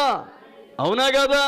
అంటే ఇప్పుడు ఒక సగటు విశ్వాసి అతని దేహం, అతని హృదయంలో ఎవరు రావాలి? దేవుడు రావాలి. ఆయన సింహాసనం ఉండాలి. అవునా? ఆయన ఇక్కడ పరిపాలకునిగా అధిష్ఠించాలి. ఇక్కడ ఆయన ప్రభువుగా ఉండాలి, ఏలికగా ఉండాలి. ఆయనే పరిపాలన చేయాలి. ఆయన పరిపాలన చేస్తే నీ చిత్తానికి తావు ఉండదు. ఉంటుందా? నీ ఆలోచనకి అవకాశం ఉండదు. అవునా? నీ ఉద్దేశానికి అస్సలకే స్థానమే ఉండదు. హల్లెలూయా. అప్పుడు ఆయన ఉద్దేశమే నెరవేరుతుంది, ఆయన సంకల్పమే నెరవేరుతుంది, ఆయన ప్రణాళికలే నెరవేర్చబడతాయి. యేసుకి స్తోత్రం చెప్దామా? సంతోషభరితమైన స్తోత్రం చెప్దాం. 2 నిమిషాల్లో ముగిస్తాను. రైట్. మా అనుదిన ఆహారము నేడు మాకు దయచేయము అంటే ఏ ఆహారం? రోజు తినే 3 పూటలు తినే బొవ్వ గురించి ఆయన టెన్షన్ పడుతున్నాడా? హల్లెలూయా. అవునా? దాని గురించి ఆయనకి ఎప్పుడు టెన్షన్ లేదు. మా అనుదిన ఆహారము నేడు మాకు దయచేయము. మనకి తెలియదేంటి బియ్య బస్తాలు వస్తాయని? ఏమండి? అవునా కదా? మనం మూటలు వేసుకుంటామని ఇంట్లో మనం దాన్ని ఏం చేస్తాం చెప్పాలి? ధాన్యాగారం ఉంటుందని మనం మూట మీద మూట వేస్తామని తెలీదా? దేవుడికి తెలిసే లేదా? మరి తెలిసినప్పుడు అనుదినాహారము నేడు మాకు దయచేయమని ప్రార్థన చేయమంటే అది కాదు. ఈరోజు నేను బలం పొందటానికి నాకు ఒక బయలుపాటు దయచే ప్రభువా, వాక్యపు బయలుపాటు నాకు దయచేయి. ఆహారాన్ని నేను తిని నేను బలం పొందుకొని నీ చిత్త ప్రకారంగా నేను జీవించాలి. నీ అడుగుల్లో నా అడుగులు వేసి నేను జీవించాలి. హల్లెలూయా. అంతేగాని అనుదినాహారము give us thy daily bread. మనుషుడు రొట్టె వలన మాత్రం కాదు, దేవుని నోట నుండి వచ్చు ప్రతి మాట వలన జీవించును. హల్లెలూయా. ఇప్పుడు మనం జీవించేది ఎవరి మాట వల్ల? ఆ మాట రోజు రావాలా వద్దా? చెప్పాలి. రోజు వస్తుంది వాక్యం. హల్లెలూయా. గుర్తుందా పాట? ఎంత ఉజ్జీవకరమైన పాట! రోజు వస్తుందా వాక్యం. హల్లెలూయా. ప్రతి ఆదివారం వస్తుందా వాక్యం. అంతేనా? ఆదివారం మాత్రమే వస్తుంది, బుధవారం మాత్రమే దొరుకుతుంది, శనివారం మాత్రమే మన వస్తే లభిస్తుంది. ఈ ముచ్చట్లేదు. హల్లెలూయా. ఇదే వాక్యం, ఇదే అనుదినము వచ్చే వాక్యాహారము. రోజు వస్తుందా వాక్యము. ఉదయకాలం నేను దర్శిస్తున్నాడా? ఆ దేవుడు నేను దర్శిస్తున్నాడా? నీకు ఆహారం పెడుతున్నాడా? మనం చదివితేనేగా. మనం ప్లేట్ ఎట్టుకుంటేనే ప్లేట్లు వేస్తాడు. హల్లెలూయా. అవునా కదా? ఇప్పుడు పిల్లోడు వాళ్ళ అమ్మ దగ్గరికి వెళ్ళి అమ్మ ఆకలి వస్తుంది అన్నం పెట్టుంటే, అరే ప్లేట్ తేరా. ప్లేట్ వద్దు నాకు అన్నం పెట్టంటే చెప్పాలి. ప్లేట్ వద్దు అన్నం పెట్టి ఏడ పెట్టిద్ది తల్లి? వీడి చిట్టి చేతిలో పెడితే సరిపోద్దా? ఏముండాలి? ప్లేట్ ఉండాలిగా. హల్లెలూయా. అంతేనా కదా? ఇప్పుడు మనం వాక్యం చదవడం ప్రారంభిస్తే, పుస్తకం చదవడం ప్రారంభిస్తే, బైబిల్ చదవడం ప్రారంభిస్తే ఆహారం ఆయన మనకు పెడతాడు. హల్లెలూయా. కానీ ఆదివారం ఉదయాన్నే బైబిల్ తీసి ఇలా తుడిసి, అవునా, దాని సంకలో పెట్టుకొని దానికి మళ్ళీ ఏంటది బయట చెంగి కప్పి, అర్థమైందా? We are Sunday Christians. హల్లెలూయా. అని చక్కగా చర్చికి వచ్చావు అనుకో, నీకు వారం అంతా ఏంటి పరిస్థితి? ఆహారం పెడుతున్నాడా పెట్టట్లేదు దేవుడు? నహి హై. హల్లెలూయా. కాబట్టి ప్రతిరోజు నువ్వేం చేయాలి? దేవుని నోట నుండి వచ్చే ప్రతి మాట వలన నువ్వు జీవించాలి. హల్లెలూయా. అంటే ఆ దేవుడు నీతో మాట్లాడాలంటే నువ్వేం చేయాలి? ఆయనతో మాట్లాడు. మాట్లాడతావా?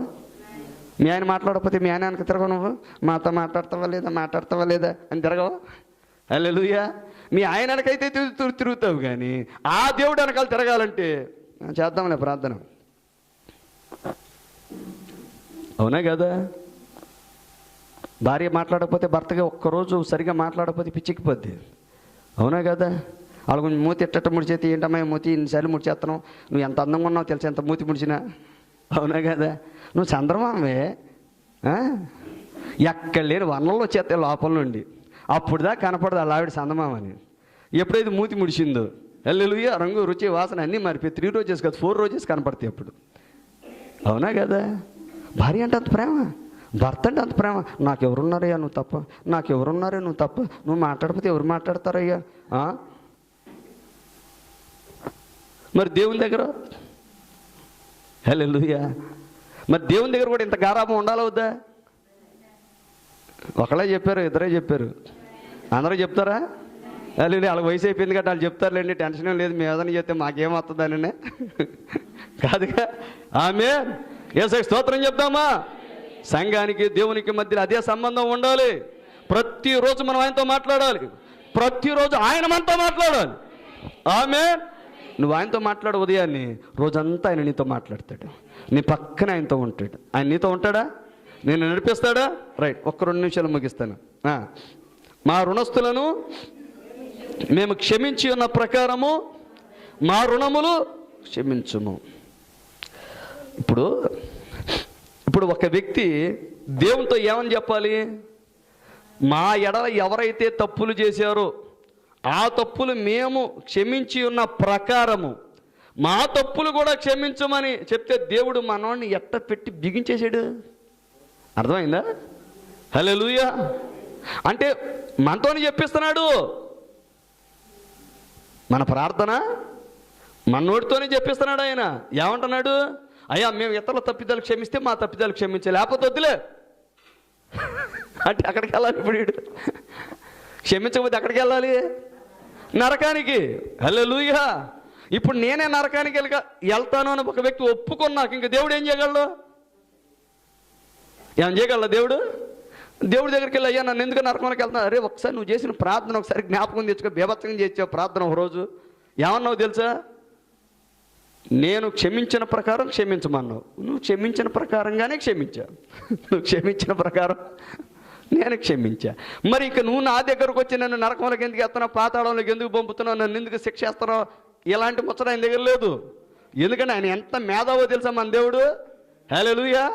ఈ భూమి మీద ఎవ్వరు ఆయన ముందు నిలవబడి అయ్యా నన్ను ఊరకే శిక్షించావు అని ఎవ్వరు ఆయన ముందు చెప్పలేరు. అంతే.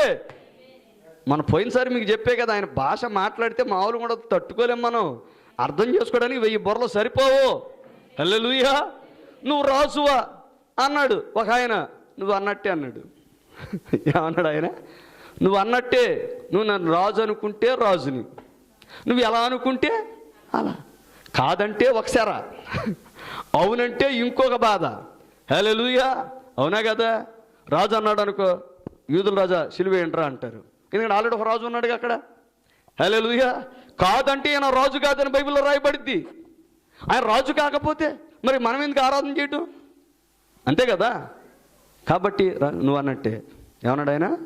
నువ్వు అన్నట్టే. యేసుకి స్తోత్రం చెప్పు. హల్లెలూయా. మన దేవుడు మామూలు దేవుడు కాదు. ఇంకో మాట తర్వాత చదవండి. మమ్మల్ని శోధనలోనికి తేక దుష్టుని నుండి మమ్మను తప్పించుము. హల్లెలూయా. అంటే శోధనలోకి తెచ్చేవాడు ఎవరు? దుష్టుడు. ఇప్పుడు దుష్టు నుండి తప్పించబడాలి అంటే ఏకైక మార్గం ఎవరు? ప్రభువైన యేసుక్రీస్తు. ఇప్పుడు మనం ఎవరిని ఆశ్రయించాలి చెప్పాలి. హల్లెలూయా. శోధనలోకి తేక దుష్టు నుండి మమ్మను తప్పించుము అని ప్రార్థన చేస్తేనే ఆయన తప్పిస్తాడు. హల్లెలూయా. నాకు శోధన వచ్చిందండి, నేను శోధనలో పడ్డానండి, నేను శోధన చేత ఏడవబడ్డాను, మరలు కల్పబడ్డాను, దురాశ చేత మరలు కల్పబడ్డాను, ఇదిగో పాపం నా జీవితంలో ప్రవేశించింది, ఇదిగో మరణం నా జీవితంలో ఏలుబడి చేస్తుంది అని అంటే కుదరదు. ముందుగానే శోధనలోనికి తేబడకుండా దుష్టు నుండి తప్పించబడాలి అని ఎవరికి ప్రార్థన చేయాలి? హల్లెలూయా. యేసుకి స్తోత్రం చెప్దామా? ఆ తర్వాత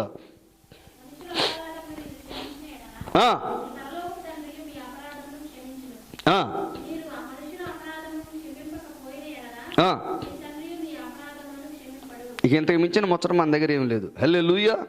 యేసుకి స్తోత్రం చెప్దామా? దీన్ని వివరించాల్సినంత అవసరం ఉందని నేను అనుకోవట్లేదు. ఇంత స్పష్టంగా రాశాక కూడా ఇంకేం వివరిస్తాం? హల్లెలూయా. కాబట్టి క్షమించేద్దాం, మనస్ఫూర్తిగా క్షమించేద్దామా? మెదడులో ఉన్న భారం అంతా తొలగించేసుకుందామా? చక్కగా గత కాలపు మొత్తం ఒక్కసారి గుర్తుపెట్టుకోండి. మనం తామర పుష్పాలం, అవునా? మనం ఎందులోని బయటకు వచ్చాం? చెప్పాలి. బురదలోని బయటకు వచ్చాం. బురదలోని బయటకు వచ్చాక ఏ పువ్వు అయినా సరే ఇలా చూసుకుంటుందా? ఎక్కడైనా చూసారా అది? ఆ ఉద్యోగకూటం ఎక్కడైనా తామర పుష్పం అలా ఆకాశంలో చూస్తూ ఉంటుందా?